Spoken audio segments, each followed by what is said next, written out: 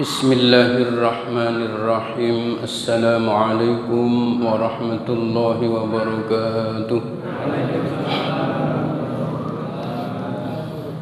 Al-Fatihah tahdiyatan ila hadratin Nabil Mustafa Sayyidina Rasulillah Muhammadin sallallahu alaihi wasallam wa ala alihi وأصحابه وأزواجه وذريته ولبيته وأتباعه ثم إلى حضرة سلطان الأولياء شيخ محي الدين عبد القادر الجيلاني ثم إلى حضرة حبيب المحبوب حبيب أبي حسين بن أبي بكر الإدروس ثم إلى حضرة شيخ مصطفى الخنوى شيخ مصطفى البو وإلى أرواح آبائنا وأمهاتنا وأجدادنا وجداتنا وجميع مشايخنا ومعلمنا ومؤلف كتبنا وجميع من ذوي الحقوق علينا وجميع المسلمين والمسلمات والمؤمنين والمؤمنات أن الله يعلي درجاتهم في الجنة وينفعنا بأسرارهم وأنوارهم وعلومهم وبركاتهم في الدين والدنيا والآخرة وإلى حضرة النبي الفاتحة. أعوذ بالله من الشيطان الرجيم. بسم الله الرحمن الرحيم. الحمد لله رب العالمين الرحمن الرحيم مالك يوم الدين إياك نعبد وإياك نستعين اهدنا الصراط المستقيم صراط الذين أنعمت عليهم غير المغضوب عليهم ولا الضالين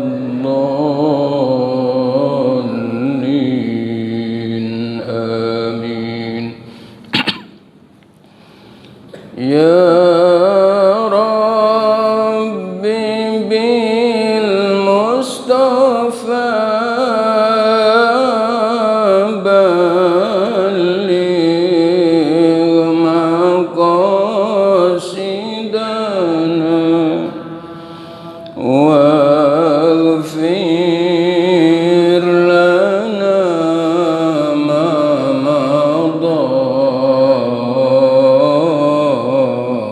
يا واسع الكرم يا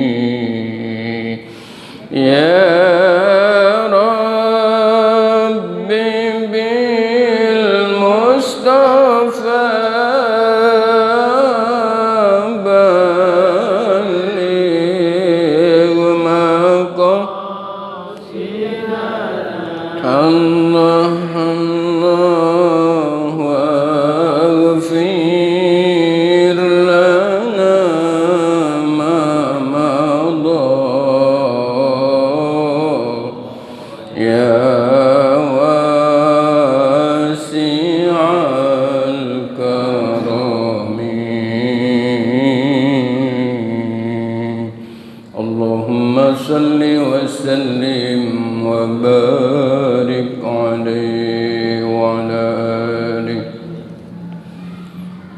بسم الله الرحمن الرحيم. الحمد لله رب العالمين، والصلاة والسلام على أشرف الأنبياء والمرسلين سيدنا وحبيبنا وشفيعنا ومولانا محمد.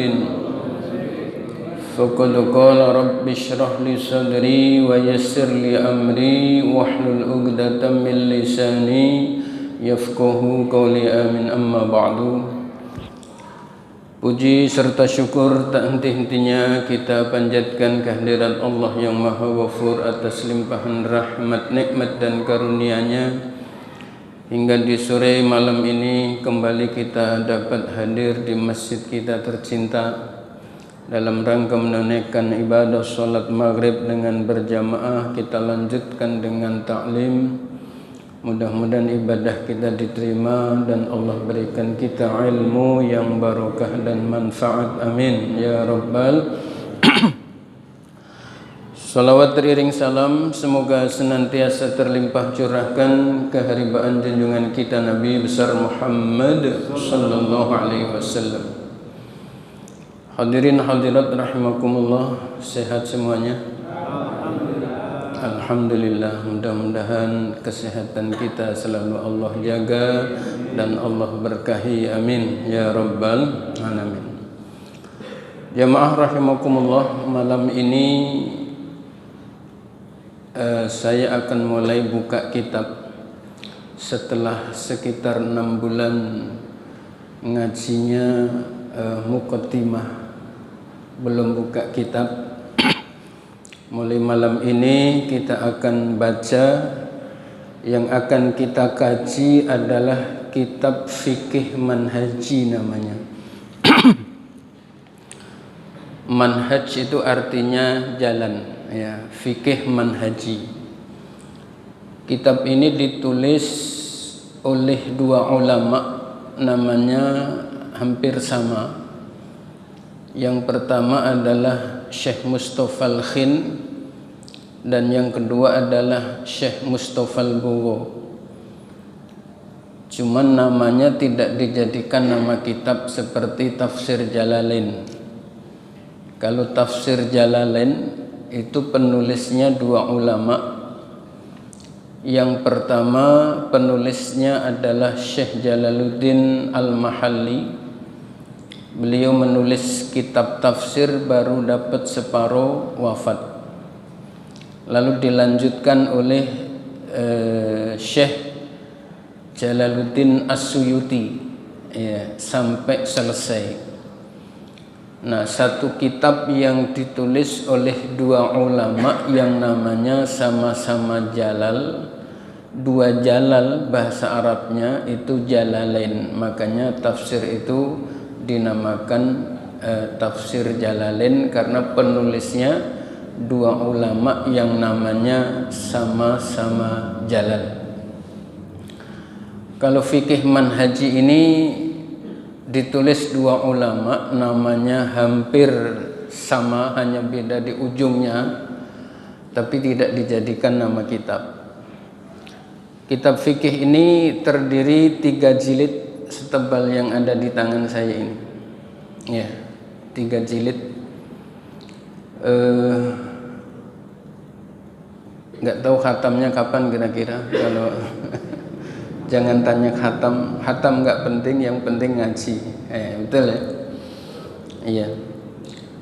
Lalu kelebihan apa fikih manhaji ini dibanding dengan fikih-fikih yang lain? Salah satu kelebihannya, fikih ini sistematika penulisannya sudah dengan metode yang kekinian, yang kontemporer. Setiap ketetapan hukum itu selalu disertakan kalau di ayat berapa, surat apa, dan kalau hadis itu riwayat siapa, nomor berapa, dan bahkan itu hadisnya bisa berrangkap-rangkap ditulis. Jadi fikih ini, kitab fikih manhaji ini hadir untuk menjawab perkembangan zaman yang orang tidak lagi percaya begitu saja kata ulama seperti sekelas Imam Syafi'i misalnya. Kalau fikih-fikih seperti Fathul Qorib, Fathul Mu'in, Fathul Wahhab bahkan ya, itu tidak menyertakan ini dalil ayatnya di surat apa, ayat berapa. Ya, terus kemudian hadisnya ini riwayat siapa, begitu tidak. Ya, tidak disertakan karena dahulu orang sudah main percaya kalau yang bilang Imam Syafi'i, orang sudah percaya dengan kapasitas Imam Syafi'i. Nah, hari ini tantangan zaman berubah. Jadi harus diunjukin ini loh ayatnya, ini loh hadisnya. Nah, ini kitab yang kita akan baca. Dan di pertemuan beberapa kali pertemuan ini juga akan masuk muqaddimah, dan ini juga bagian dari kelebihan kitab ini. Diantaranya di bagian awal beliau tulis kaidah-kaidah berkisar tentang usul fikih. Itu seperti yang awal banget kita mulai taklim, bahwa belajar fikih itu harus ada targetnya. Ya, kalau belajar fikih tanpa target, maka enggak jelas hasilnya. Targetnya apa? Belajar fikih itu targetnya harus menjadi orang yang faqih. Apa itu faqih? Faqih itu adalah alim dan bijak. Ya, kalau orang belajar fikih tanpa usul fikih dan tanpa target, maka akan menjadi orang yang egois. Ya, kalau begini harus, kalau enggak sama seperti saya salah. Nah, itu targetnya belum tercapai belajar fikih, atau memang belum pernah belajar fikih. Begitu. Maka ya, beberapa pertemuan insya Allah, mungkin banyak pertemuan ya, kita akan membaca muqaddimah dan kaitannya dengan usul fikih. Bismillahirrahmanirrahim. Qala al-musannifu rahimahullahu ta'ala wa nafa'ani wa iyyakum bi'ulumihi fid dharaini amin. Faqad qala rabbi shrah li sadri wa yassir li amri wahlul 'uqdatam min lisani yafqahu qawli amin. Amma ba'du. Maknal fikhi, ai hadza, bermula ini, itu maknal fikhi, makna fikih atau definisi fikih. Inna lil fikhi, sesungguhnya itu bagi fikih itu maknanya ini ada dua makna. Ahaduhuma, bermula salah satu dari makna yain itu lugawiyun, lugawi secara bahasa. Wathani, bermula makna yang kedua itu istilahiyun, istilahi. Amal makna al-lugawi, amal makna adapun makna al-lugawi secara bahasa, fal fikhu, maka bermula maknanya fikih, maknahu, maknanya fikih itu al-fahmu, faham. Yuqalu, diucapkan, faqqaha yufaqqihu, ay fahima yafhamu. Ya, faqqaha yufaqqihu, fahima yufahimu. Qala ta'ala, berfirman Allah Ta'ala, fama lihaula'il qaumi la yakaduna yafqahuna haditha. Fama lihaula'il qaumi.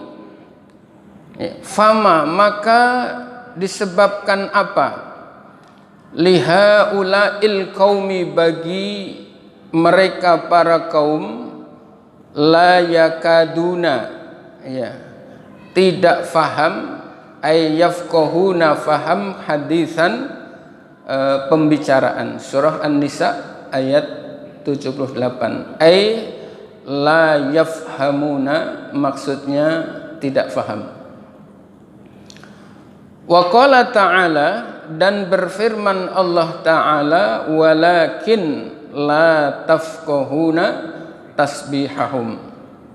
Walakin, akan tetapi, la tafqahuna tasbihahum, tidak faham tasbihahum, atas tasbih mereka.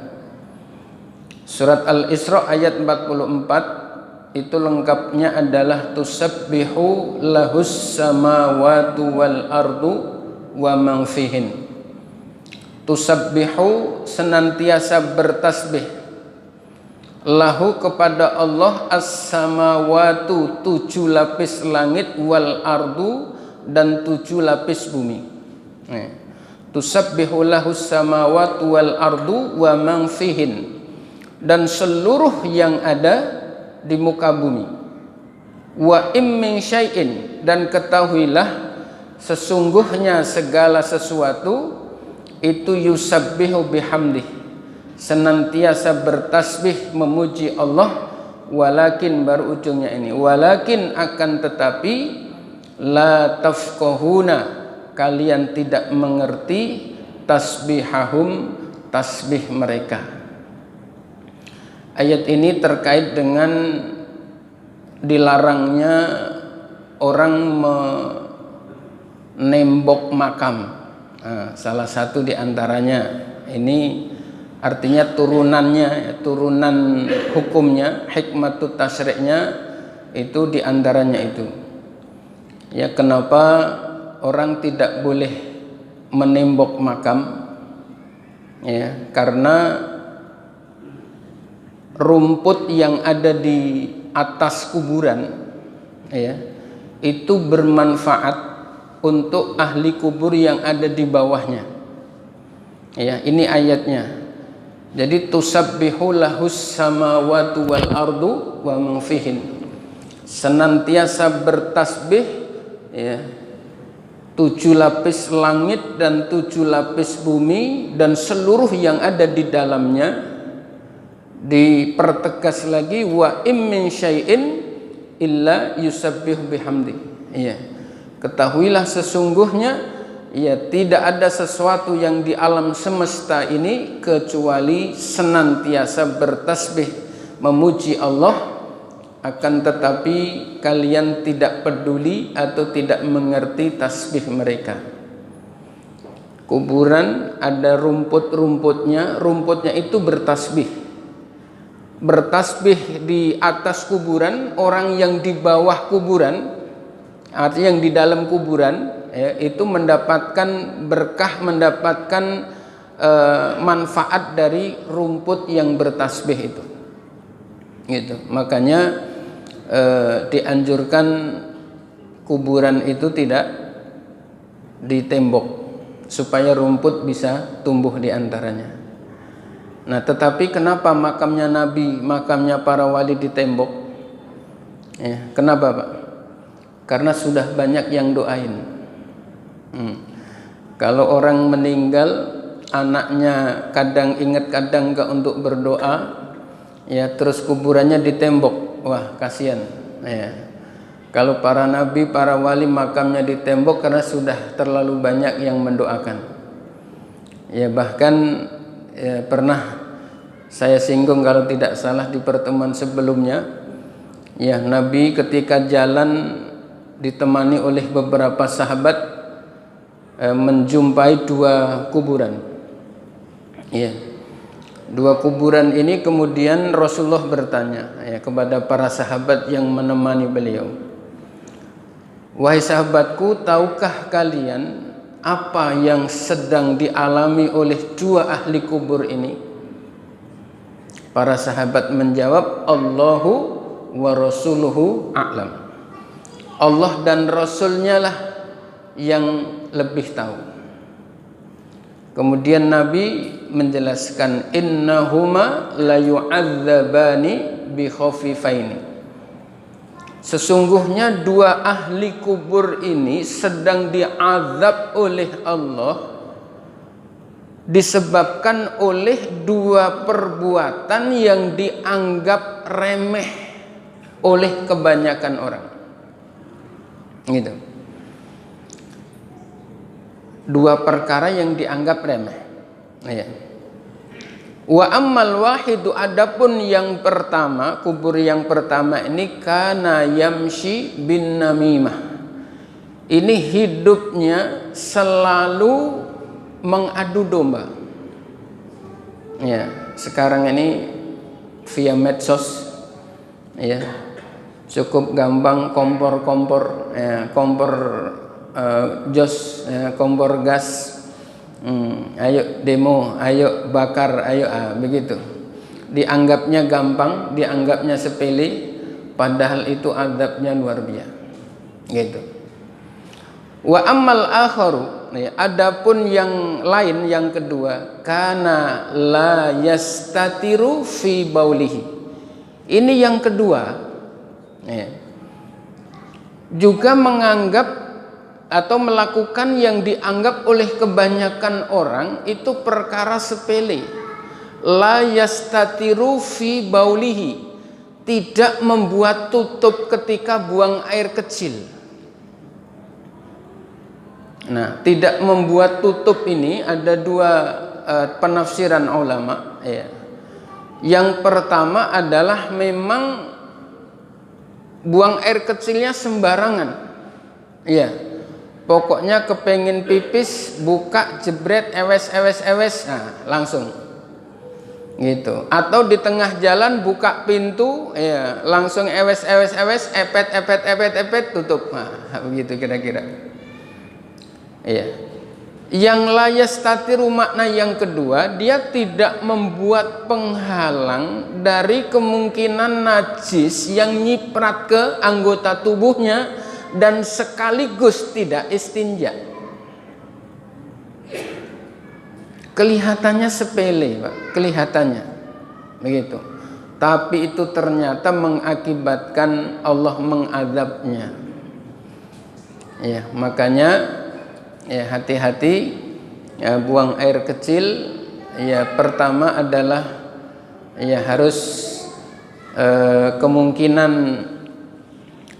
terbuka auratnya, ya, dan itu bisa memilih, ya, ada pilihan. Misalnya orang yang terlalu fanatik dengan buang air kecil dengan jongkok, ya, rasanya kalau nggak jongkok nggak enak, begitu. Tetapi ya harus ngelihat kondisi. Gitu. Maksudnya, kalau lebih mengutamakan buang air kecil dengan jongkok, tapi akhirnya auratnya diler kemana-mana, ya. Misalnya desain tempat buang air sendinya ini ngadep tembok kanan kiri. Nggak mau berdiri, akhirnya jongkok, akhirnya mohon maaf pantatnya dari ini kelihatan, orang lewat melihat, ya, itu tidak lebih baik. Ya, kenapa?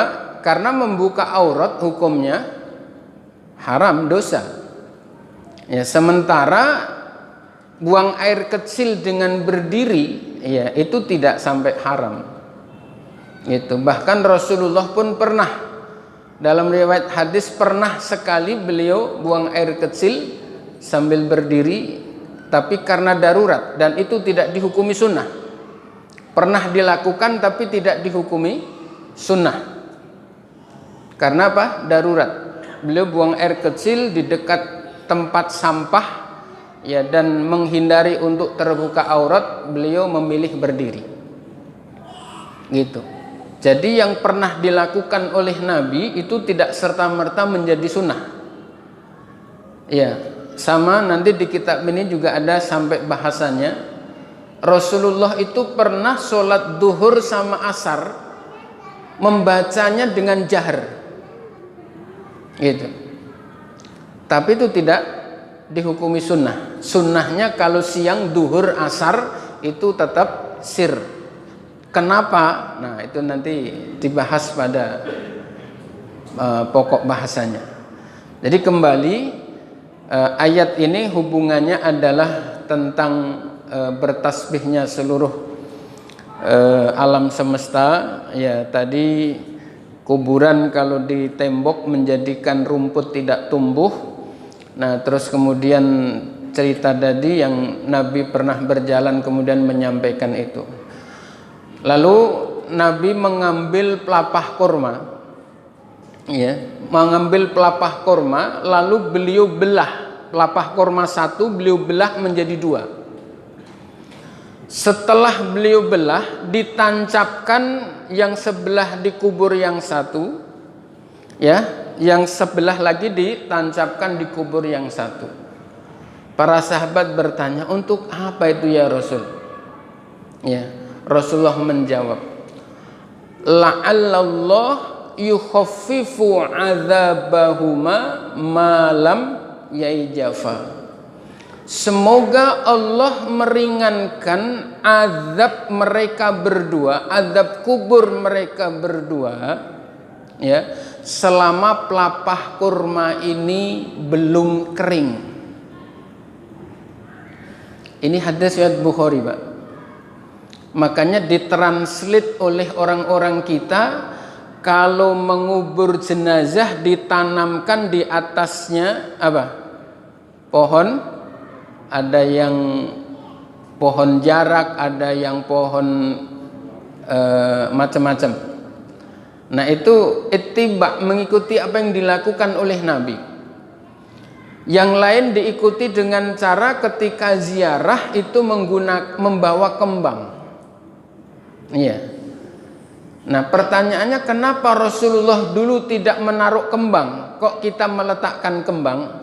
Karena di Mekah susah cari kembang, Pak. Ya, jangankan dulu, ya, sekarang saja itu, ya, di jalan-jalan yang di Jeddah itu ada kembang, ya, antak di trotoar di tengah-tengah itu, ya. Kalau menurut informasi orang sana itu tanahnya diambil dari Indonesia, ya, tanahnya diambil dari Indonesia, kembangnya juga diambil dari Indonesia. Yang ada pelapah kurma, maka Rasulullah tancapkan pelapah kurma. Nah, kalimat yang menjadi catatan pentingnya adalah semoga Allah meringankan azab mereka berdua selagi pelapah kurma ini belum kering. Nah, konteksnya ke ayat ini, Pak. Gitu. Jadi tusabbihu lahus samawati wal ardu wa man fihin. Jadi kalau rumput pokoknya yang masih yang ada di alam semesta ini, ya itu senantiasa bertasbih.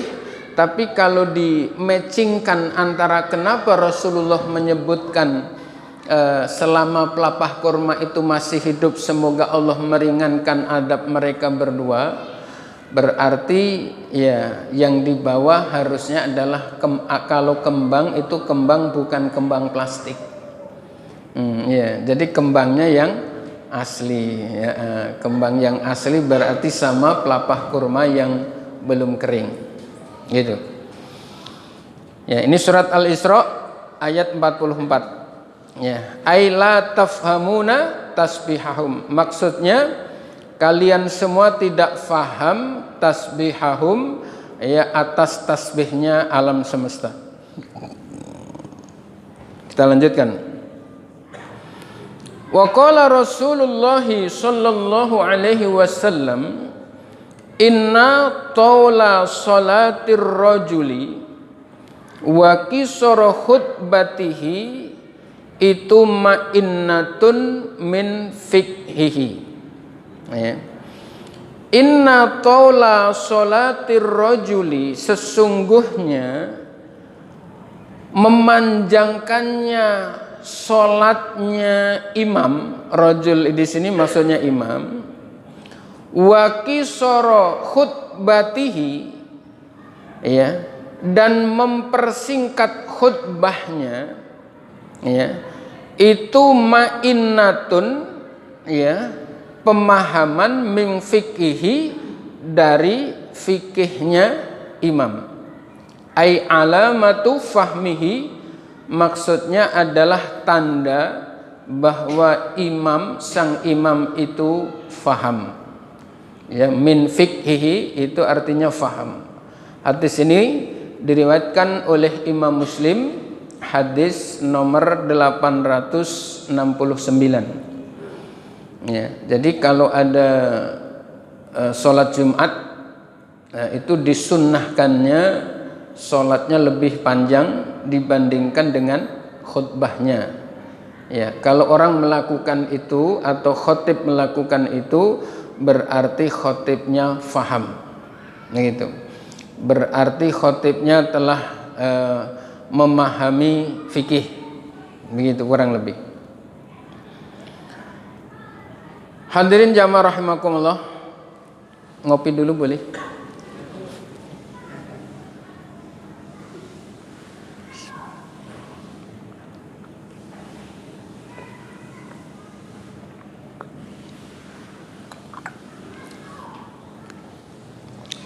Wa ammal makna al-istilahi, adapun makna fikih secara istilahi, fal fikhu, maka bermula fikih itu yutlaku, diucapkan atau dikatakan, ala amroini, atas dua perkara.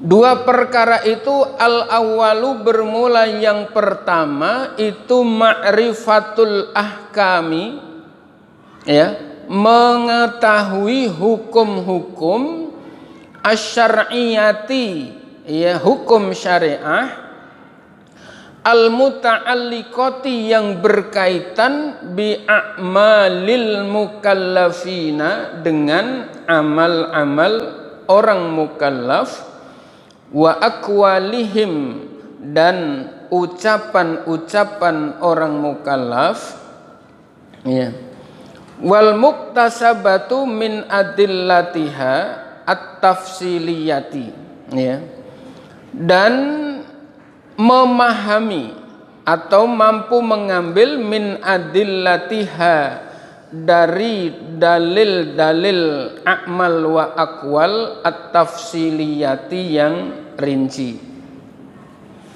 Wahya, bermula adillah itu nususun, ketetapan-ketetapan, minal qur'ani, dari Quran, was sunnati, dan sunnah, wama, dan sesuatu, yatafarra'u, yang berkembang, anhuma, dari Al-Quran dan As-Sunnah, min ijma'in, dari pintu ijma', wajtihadin, dan ijtihad. Ya, jadi definisi fikih secara istilahi itu ada dua. Yang pertama adalah mengetahui hukum-hukum syariah yang berkaitan dengan amal dan perbuatan orang-orang mukallaf, ya, serta mampu menghadirkan dalil-dalilnya secara rinci. Dan dalil-dalil itu bersumber dari Al-Quran dan As-Sunnah.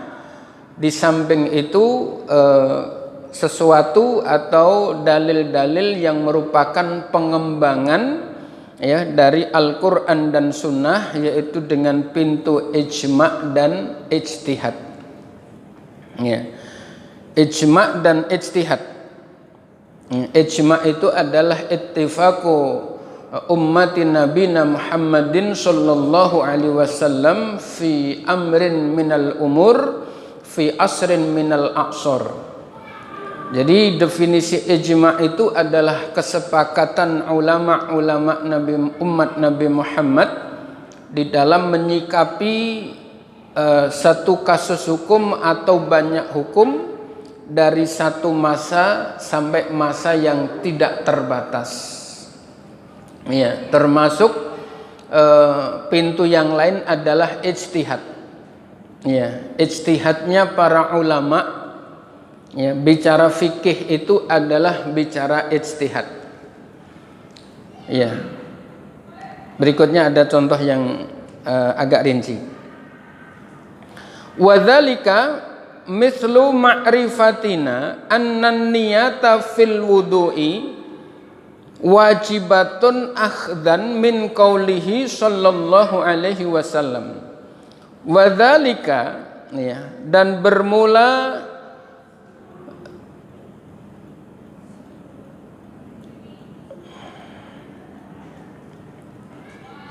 syai'un minal adillah itu mithlu ma'rifatina, seumpama mengetahuinya kita, mengetahui annan niyata, sesungguhnya niat, fil wudu'i, di dalam wudu itu wajibatun, wajib, ya. Niat dalam wudu itu hukumnya wajib, itu akhdan, mengambil, min qaulihi sallallahu alaihi wasallam, dari hadis Nabi Muhammad sallallahu alaihi wasallam yang bunyinya innamal a'malu binniyat. Innamal a'malu, sesungguhnya tiap-tiap perbuatan itu binniyati, tergantung kepada niatnya. Rawahul Bukhari, hadis riwayat Imam Bukhari, hadis nomor 1. Ini hadis di Sahih Bukhari diulang sebanyak 7 kali, Pak. Ya, lengkapnya innamal a'malu binniyat wa innama likulli imri'in ma nawa. Faman kanat hijratuhu ilallahi wa rasulihi fahijratuhu ilallahi wa rasulihi. Wa man kanat hijratuhu ilad dunya yusibuha awim ro'atin yang kihuha fahijratuhu ila ma hajara ilaih. Di Sahih Bukhari diulang sampai 7 kali. Yang pertamanya itu hadis ini ditulis. Di Sahih Muslim itu juga ditulis, di hadis yang pertama diulang sampai 5 kali. Di hadis Riyadhus Shalihin, hadis ini juga ditulis nomor 1. Begitu. Nah, hadis ini, iya, sifatnya global, Pak. Ya, bentuknya perhatikan. Innamal a'malu binniyat. Sesungguhnya setiap perbuatan itu tergantung kepada niatnya. Wa innamal likulli imri'in ma nawa. Kalau redaksi awal itu yang menjadi sasaran tembaknya adalah perbuatannya, redaksi kedua ini yang menjadi titik fokusnya adalah orangnya. Lalu dijabarkan secara rinci 3 kali. Faman kanat hijratuhu ilallahi wa rasulihi. Barang siapa yang hijrahnya, niatnya karena Allah dan Rasulnya, fahijratuhu ilallahi wa rasulih, maka hijrahnya dia akan mendapatkan ridho Allah dan Rasulnya. Ya. Dijabarkan lagi, wa man kanat hijratuhu ilad dunya. Barang siapa yang hijrahnya karena niatnya untuk kepentingan dunia, maka dia akan mendapatkan dunia saja. Wa man kanat hijratuhu awim ra'atin yang kihuha, atau dia hijrah karena motivasinya untuk mendapatkan bidadari dunia, untuk dinikahin, maka fahijratuhu ila ma hajara ilaih. hijrahnya akan mendapatkan apa yang sesuai yang diniatkan. Pertanyaannya, ya, di hadis ini disebutkan nggak kalau niat itu dalam sholat fardu? Di dalam sholat itu wajib niat, disebutkan tidak? Tidak. Dalam wudhu disebutkan tidak? Tidak. Gitu. Hadisnya global. Iya, hadisnya global begitu. Adapun kemudian yang berijtihad, ya, secara teknis bahwa sholat itu salah satu rukunnya niat, wudhu salah satu rukunnya niat, puasa salah satu rukunnya niat, itu ijtihad ulama. Ya. Tetapi ulama yang berijtihad ini ulama-ulama yang kriteria keilmuannya sudah memenuhi syarat, sehingga nas hadis Nabi, para ulama-ulama yang berijtihad kalau dia benar maka dia mendapatkan 2 pahala. 1 pahala ijtihad, yang kedua pahala benar. Ya. Tapi kalau ijtihadnya salah, dia mendapatkan 1 pahala, yaitu pahala berijtihad, dan salahnya itu dimaafkan oleh Allah. Sama seperti orang yang belajar Al-Quran. Orang belajar Al-Quran kalau benar itu dapat 2 pahala. Yang 1 pahala belajar, yang kedua pahala benar. Tapi kalau belajar Al-Quran salah, itu dapat 1 pahala, yaitu pahala belajar, salahnya tidak dianggap oleh Allah. Begitu para ulama mujtahidin. Tapi ulama-ulama sekali lagi yang memenuhi kriteria. Apa kriterianya? Iya, benar-benar faqih, benar-benar menguasai berbagai macam disiplin ilmu. Ya, yang hari ini yang nggak mungkin lagi dikuasai adalah hafal ribuan hadis. Ya, seperti Imam Madzhabul Arba'ah, ya, masya Allah. Ya, bahkan Imam Bukhari pun, ya, beliau bisa hafal 1 juta hadis beserta sanadnya, meskipun yang ditulis di dalam Sahih Bukhari itu hanya 7.563. Gitu, tapi hafalnya luar biasa. Ya, jadi menghafal Al-Quran 30 juz. Kita hafal berapa juz, Pak? Juz 30 itu pun nggak genep. Itu pun masih suka lupa. Kecuali ustadz-ustadz kita nih yang hafal 30 juz. Iya. Setelah itu memahami maknanya, menguasai usul fikihnya. Ayat ini terkait dengan ayat berapa di surat apa, sehingga ketetapan hukum akhirnya seperti apa tahu. Ya, mengetahui ilmu sorofnya, ilmu nahwunya, ilmu balaghahnya. Di dalamnya ada ma'ani, ada bayan, ada bade. Ayat yang ada asbabun nuzulnya tahu dan faham tentang asbabun nuzul. Hadis-hadis yang ada asbabul wurudnya tahu bagaimana asbabul wurudnya hadis. Ya, itu baru, ya, memenuhi kriteria. Kalau kelas-kelas orang sekarang, masya Allah, jauh. Ya, timbang kita belajar sorofnya saja sudah puyeng budrak. Ya, begitu. Wah, kalimat ini asalnya apa? Wah, sudah bingung. Gitu. Kalau ngaji seperti ini diajak ngaji sorof, Pak. Hari ini yang datang 100, besok bertahan 10, alhamdulillah. Ya. Begitu diajak ngias nasara yansuru nasrun wa mansurun fa huwa nasirun wa dzaka mansurun unsur la tansur mansurun mansurun min surun, begitu. Hafal enggak, Pak?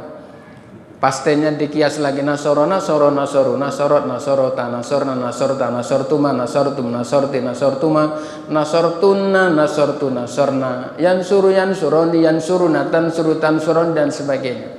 Satu kata dipecah-pecah menjadi 92 kata. Ada yang maklum, ada yang majhul, total maknanya berbeda-beda. Budrek nggak Pak kira-kira? Budrek puyeng, ya, gitu. Nah, kita baru ke situ saja sudah bingung. Nah, belum belajar nahwu ini kenapa bismi tidak bisma? Nah, begitu. Kenapa wal asri tidak wal asro dan sebagainya? Nah, gitu. Belum belajar balaghah, bunyinya sama, maknanya beda-beda. Nah, begitu. Wah, pokoknya bingung, gitu. Ya, bingung pokoknya. Tapi kalau bisa itu minimal ya kitab-kitab seperti ini ya, kalau kelas-kelas biasa lah ya, kelas-kelas biasa, kelas ya sekedar nahwu sorof, mungkin sedikit balaghah, mantek begitu. Nah, biasanya bisa baca kitab yang enggak ada harokatnya begitu. Tapi kelas mujtahid yang hasil ijtihadnya boleh diikuti ya, itu adalah dilegalisir oleh Rasulullah. Kalau ijtihadnya benar mendapat 2 pahala, kalau ijtihadnya salah itu mendapatkan 1 pahala dan tidak dosa.